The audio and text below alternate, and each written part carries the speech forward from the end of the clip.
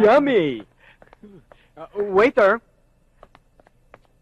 Ano po order nyo? magkano itong plapla? Plapla, 400 grams, 150. 450! Ang mahal! Sa probinsya, bulate lang katapat yan, mahuli ka dyan, mas malaki pa! Ba, nasa Maynila na tayo eh. Uy, kahit na! Yung panga, magkano? Pangaho, 500 grams, 250. 250! Hoy! Panga ng isda ang kinukuha namin ha, hindi panga mo! Ano ba? Order ba kayo o iinsultuin lang ninyo akong dalawa? Brad, huwag ka magalit. Sige, paluto mo na yan. Tapos ipagbalot mo pa ako ng isang manok. Isang manok ko? Sige.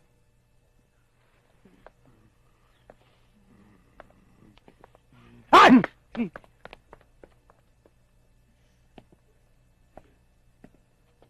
Ang mahal! Ano pa bayad natin? Ni isang buliling, wala tayo! My God! Miss ka na sa pagka-complain. Jumuin ka na lang. John? Huwag mo ako sasama ng mga John-John mo ha! Dahil baka mapahamak lang ako! Bahala ka. Sige, maghintay ka na lang doon sa labas. Talaga! Doon na ako!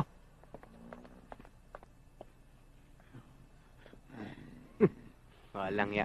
Naggirian yung hito tsaka yung talakitok. Ha!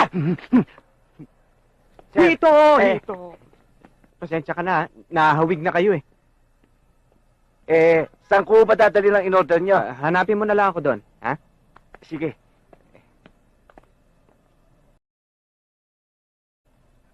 Magkamukha ba tayo?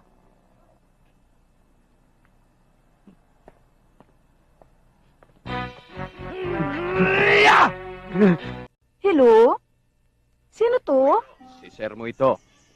Pinig ka mabuti. Na-aksidente yung kotse ko. Kaya kunin mo yung pera at alahas ko sa kabinet. Yung susi nasa akin. Kaya distrungkahin mo na lang.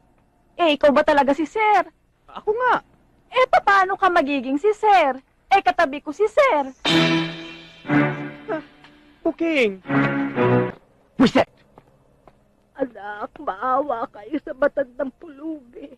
Walang nag-aaruga.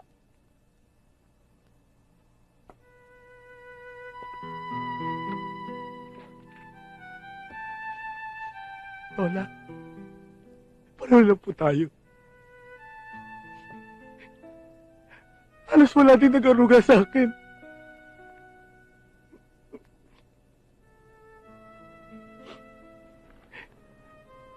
Ito lang po ang aking tanging yaman. Isa, anak ko, Chip. Yan lang po may halay ko sa inyo eh.